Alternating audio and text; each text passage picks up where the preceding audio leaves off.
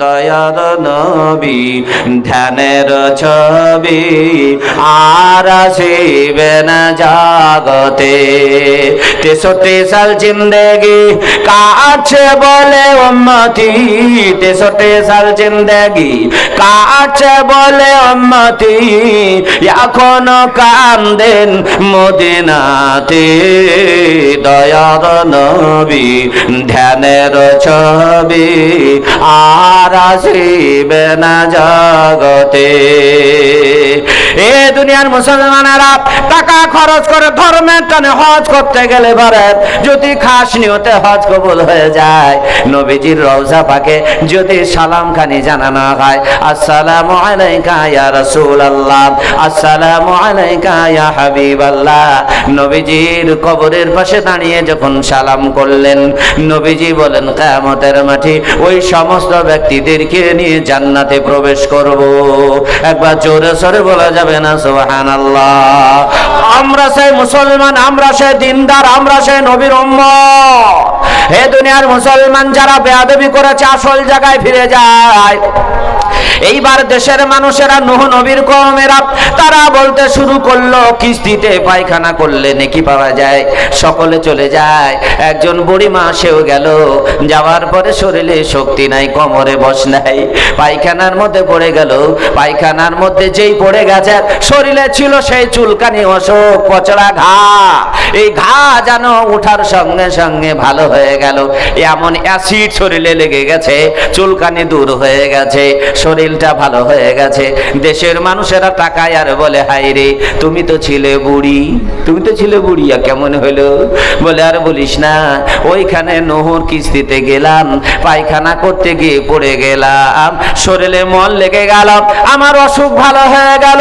দেশের মানুষ আর মানে না ওটা পায়খানা ওদের আর বেড়ে নাই কি হলো বলে মলম মলম চল দেশের মানুষেরা যায় ও সেই পায়খানা তোলা শরীরে লাগায় যার লাগায় তার ভালো হয়ে যায় একজনকে বলে সেই চলে যাওয়ার পরে বড় বড় বয়ম নিয়ে যায় যদি আবার কোনোদিন করোনা হয় তো মাখবো চল দেশের মানুষেরা তারা কি করলো যা পারলো শরীরে মাখলো মেখে নেওয়ার পর বোতলে ভরে নিয়ে এসে ওপরে রেখেছে নিজের পায়খানা মাথার ওপরে আল্লাহ বলে তোরা মানুষ আমি তোদের রেখেছি ব্রেন ওই ব্রেনের রেমন আমার হাতে রয়েছে ওরা জীবনেও ভাবলো না আমাদেরই পায়খানা হাগু বুঝে আল্লাহ তাআলা পরিষ্কার করে দিলেন কি ওই কিস্তিখানা এমন সময় শুনে রাখুন পৃথিবীর মাটিতে এটা ইতিহাস নবী তিনি নূহ নবী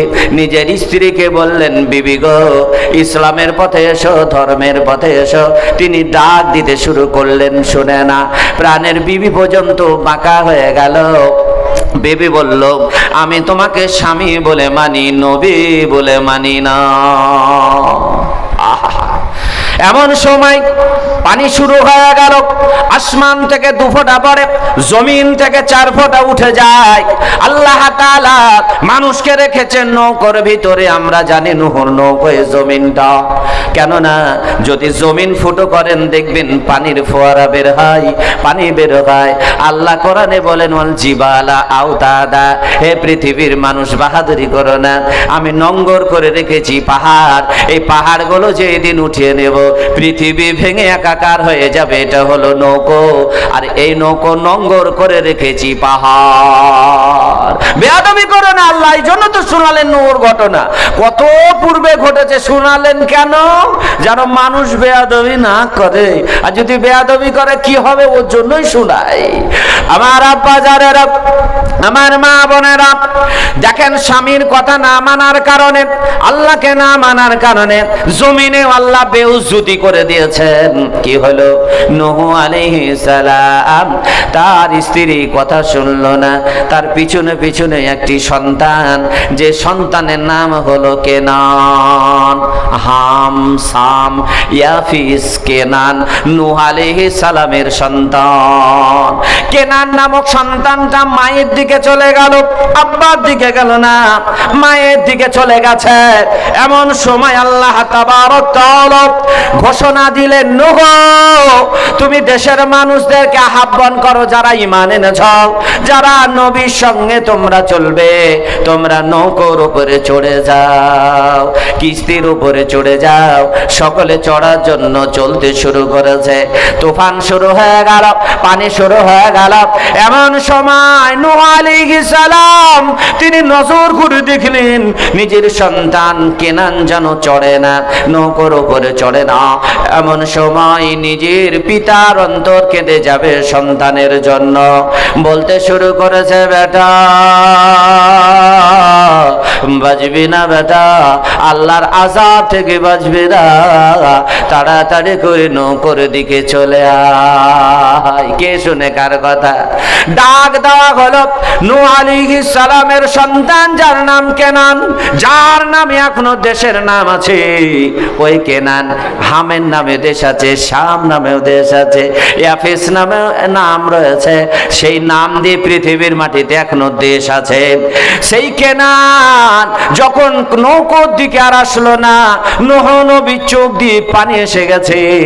আল্লাহ তাআলা বললেন, নূহ গো তোমাকে জানানো হয়েছে যে যারা ঈমান আনবে, যারা নবীকে বিশ্বাস করে আল্লাহর প্রতি বিশ্বাস স্থাপন করবে, তারাই নৌকোর ভিতরে আসবে, বাকি আসতে পারবে না।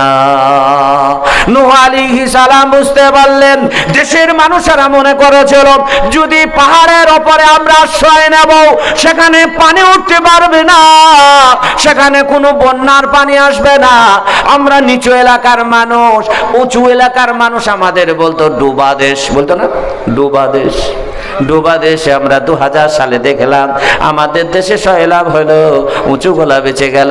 ওরা দেখলো মল্লি তো তোরা মল্লি আমাদের কি, কিন্তু দেখা যায় আমরা 2000 সালে ডুবে গেছিলাম, কোন রকম মাথাটা উঠে রেখেছিলাম। আজ 4 তলা 5 তলা মার্বেল এসি লাগানো বাড়ি আল্লাহ করেছে।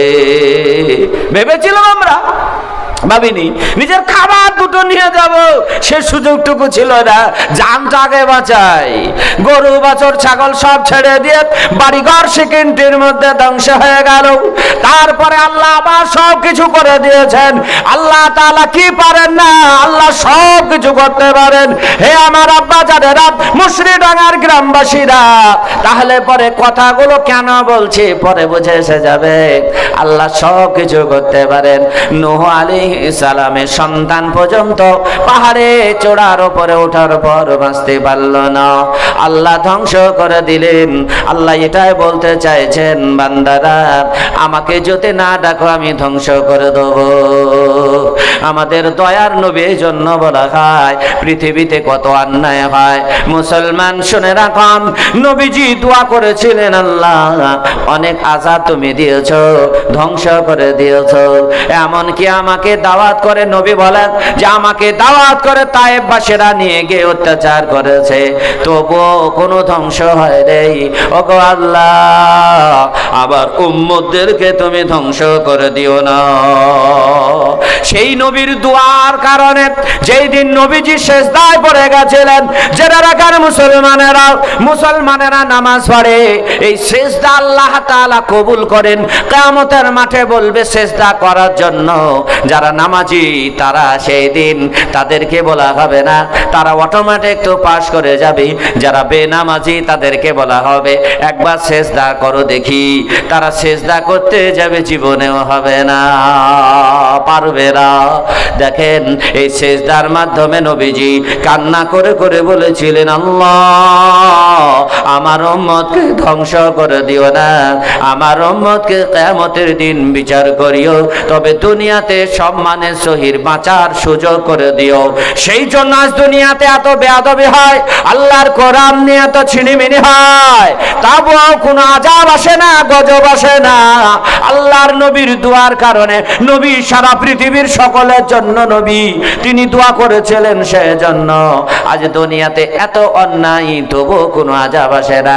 সময় সময় আযাবের নমুনা দেখানো যায়, কিন্তু আযাব আসে না নবীজির দোয়ার কারণে।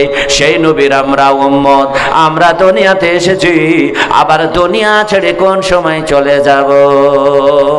দুনিয়াতে কালো ধলো লম্বা বেটে বড় লোক গরিব কোন সম্পদশালী এ দুনিয়াতে সব আমরা কিন্তু আছি।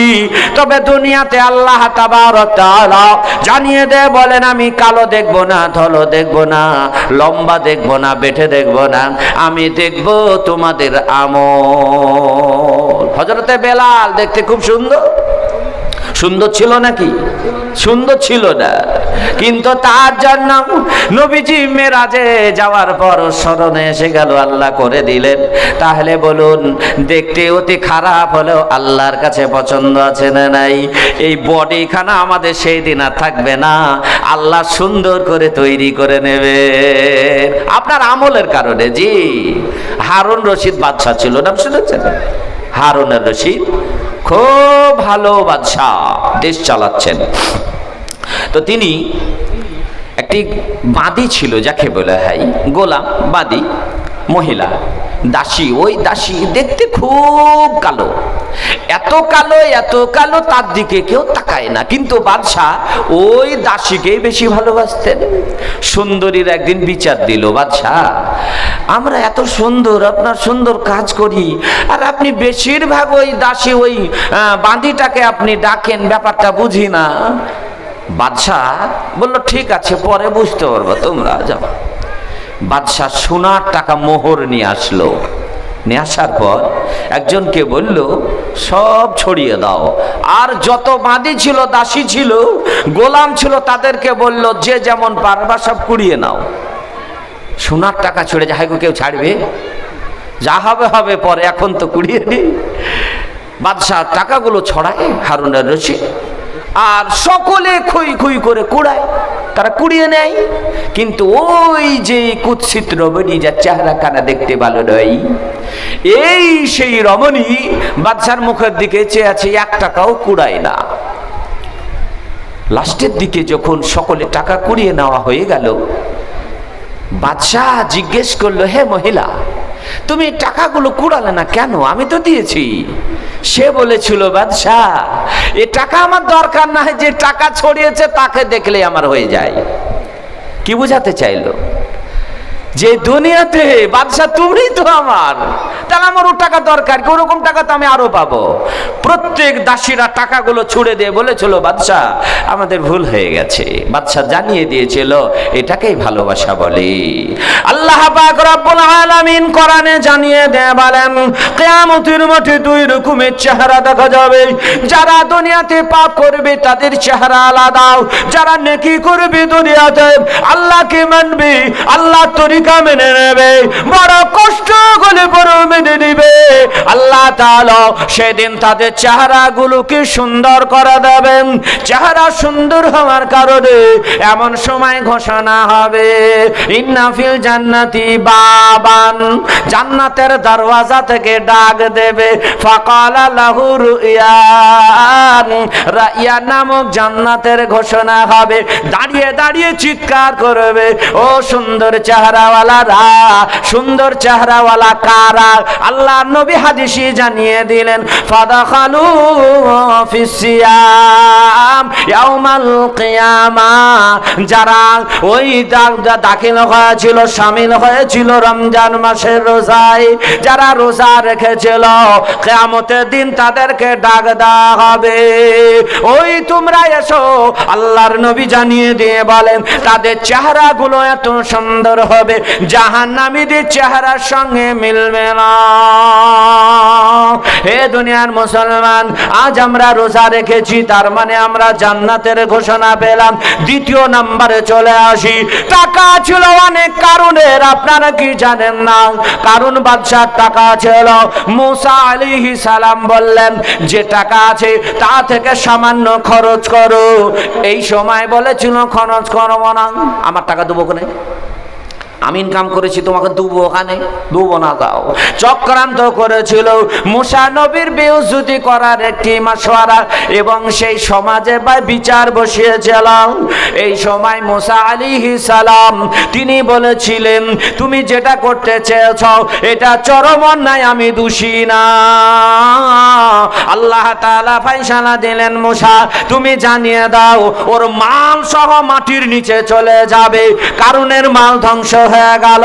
আবু জেহেল, উতবা, সায়বা, আমার নবী, আপনার নবী, কুল কায়নাতের নবী, নবীদের সেনা নবী, মায়ার নবী, রহমতের নবী মুহাম্মদুর রাসূলুল্লাহ সাল্লাল্লাহু আলাইহি ওয়াসাল্লামের কোনো সম্পদ ছিল না। বাপ দুনিয়াতে আব্বাকে দেখলেন না, মার সঙ্গে কথা বলতে শিখলেন, মা চলে গেলে 8 বছর বয়সে নিজের দাদাকে হারিয়ে ফেললেন। এই অবস্থায় তিনি বড় হতে শুরু করলেন।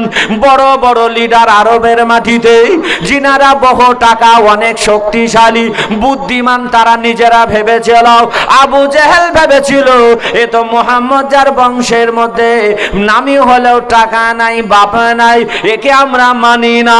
আল্লাহ আবু জেহেলকে ধ্বংস করেছে না করে নাই? নিজের মাতৃভূমিতে আবু জেহেল ধ্বংস হয়নি, ধ্বংস হয়েছিল কোথায়? মদিনাতুল মুনাওয়ারায়, যেখানে নবীকে মারবো বলে গেছিল। আল্লাহ বলে, এত বড় তোদের সাহস, আমার শেষ জামানার নবী, যার আঙুলের ইশারায় চাঁদ দুখণ্ডিত হয়েছিল, যে আঙুলে ইশারা করেছিলেন পাহাড়ের দিকে, উহুদ পাহাড়ের দিকে, আল্লাহ সোনায় পরিণত করে দিয়েছিলেন। যে নবী জমিনে দাঁড়িয়ে সোনা হয়ে যায়, যে নবী ইশারা করলে চাঁদ দুখণ্ডিত হয়ে যায়, যে নবী পাহাড়ের দিকে লক্ষ্য করে বললে চাঁদি সোনার পরিণত হয়ে যায়, সে নবীর পাওয়ার কম না, কম না। এই নবীকে এরা বলেছিল, তুমি কে? তোমার টাকা নাই, লোক নাই, আমরা শক্তিশালী টাকাওয়ালা, তোমাকে মানব না। আল্লাহ তাআলা তাদের ধ্বংস করে দিয়েছেন না নাইনি? আল্লাহ ধ্বংস করেছে না করেনি গো বাপ? আমরা সেই মুসলমান নাকি? আমরা সে নবীর উম্মত না, উম্মত না? বলেন ভালো, সব থেকে স্পেশাল কোটা আপনাদের শুনিয়ে দিই। যারা আমরা এখানে বসে রয়েছি প্রত্যেকে আমরা জানি যে দুনিয়াতে আদম আলাইহিস সালাম সর্বপ্রথম এসেছেন, না আপনি না আমি? আদম নবী, উনি আসলেন, আবার শ্রেষ্ঠ করলেন কাকে?